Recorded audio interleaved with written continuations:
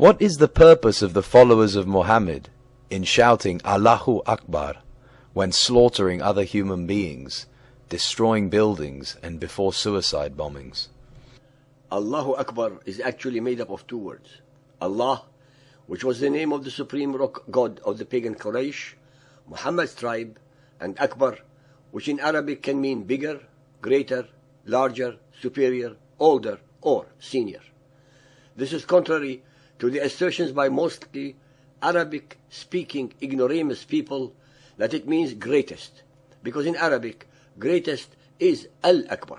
That is, the adjective must be preceded by the two letters Al. This is the cry of glorification, called takbir. That is, the glorification of Allah, asserting that Allah is greater. Contrary to the general perception inculcated into the minds of unlearned people in the Arabic of the Qur'an by the followers of Muhammad, this cry was not invented by Muhammad, because it was used by the pagan Arabs long before Muhammad and his Qur'an.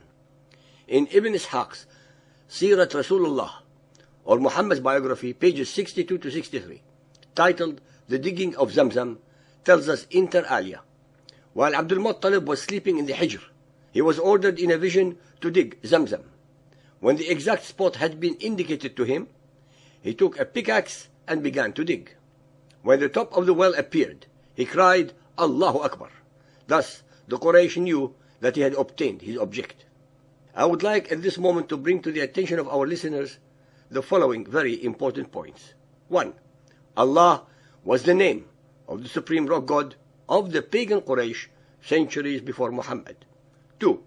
Allahu Akbar was recited by the pagan Quraysh centuries before Muhammad and was used to indicate that the God Allah of the Kaaba was greater than all the other 360 gods and goddesses among the pantheon of the rock idols. This pagan tradition too was absorbed, subsumed, and Islamized by Muhammad into his new cult belief system and constantly used as a terrorizing battle cry by him and his followers. In fact, this expression is also used when animals, as well as humans, are being slaughtered.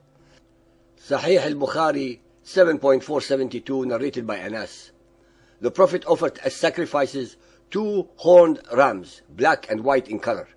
He slaughtered them with his own hands and mentioned Allah's name over them and said takbir and put his foot on their sides. A battle cry is a yell or chant taken up in battle, usually by members of the same military unit. The content and nature of battle cries varies, depending on whether their intent is to threaten, to give courage, invoke a family name or family lands, or call on a god for assistance. These cries can serve many purposes, including inspiring those otherwise inclined to stay back, terrifying the enemy, promoting a sense of unity, as well as communicating to allies that they have support. It serves 3 purposes. 1. To terrorize the enemy before and during an attack. 2. To give an esprit de corps for the fighters. 3. To act as a witness to their beliefs before their death. Sahih Bukhari 5.456. Muhammad led the fear or terror prayer Allahu Akbar with one batch of his army while the other batch faced the enemy. This is called the terror verse by the Muhammadan exegetes. Bukhari Hadith 5.516. When Allah's apostle fought or raided people, we raised our voices saying, Allahu Akbar, Allahu Akbar. None has the right to be worshipped but Allah. This mantra is recited by Muhammadans in numerous and different situations. For example, when they are happy or wish to express approval, when an animal is butchered in a halal fashion, when they want to praise a speaker, in times of extreme stress or euphoria, before attacking an enemy, or even when slaughtering an enemy. It is also recited during each stage of both obligatory prayers, which are supposed to be performed 5 times a day, and the extra performed prayers, which are at will. The Muhammadan call to prayer, Adhan, and the commencement prayer, Iqama, also contain the phrase Allahu Akbar, which is heard in cities all over the Muhammadan world. In Arabic, Allahu Akbar is called the takbir, that is, the glorification of Allah.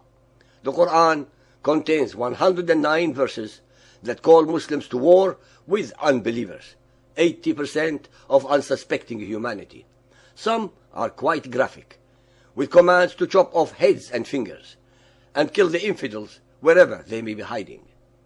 Muslims who do not join the fight are called hypocrites and warned that Allah will send them to hell if they do not participate in the slaughter.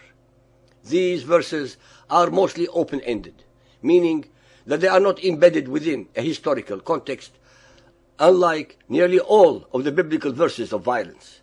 They are part of the eternal, unchanging word of Allah, and just as relevant or subjective as anything else in the Qur'an. Unfortunately, there are very few verses of tolerance and peace to abrogate or even balance out the many that call for non-believers to be fought and subdued until they either accept humiliation, convert to Islam, or are killed.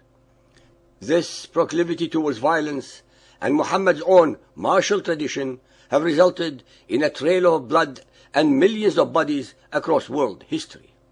In conclusion, in fact and in reality, the expression Allahu Akbar was to assert that Allah, the name of the supreme rock god of the Quraysh, was greater than all of the other 360 stone or rock gods and goddesses in the Kaaba. It is an expression of relativity. Ladies and gentlemen, so-called believers and unbelievers, the people did not hijack the cult of Muhammadan Islam. It is the cult of Muhammadan Islam that has hijacked the people. 1400 years later, in the 21st century, the modern followers of Muhammad use exactly the same terror verse as they slaughter, bomb, hijack, and blow unarmed and innocent civilians all over the globe, and make sure that the medium of television is there to have the whole world as witness to their mind-boggling barbarity and cowardice.